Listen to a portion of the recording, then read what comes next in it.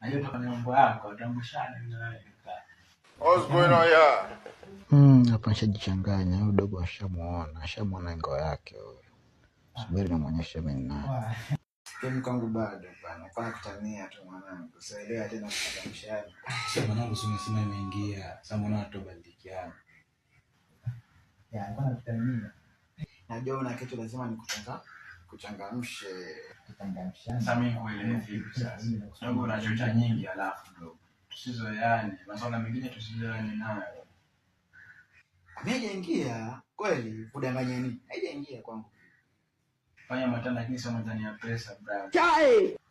Lakini bila shaka hivi karibuni. Twende boresha. Tafuta matani mengine bwana. Ndio imeingia huko mimi na shauku kwa nataka nicheke kama imeingia kweli ama vipi.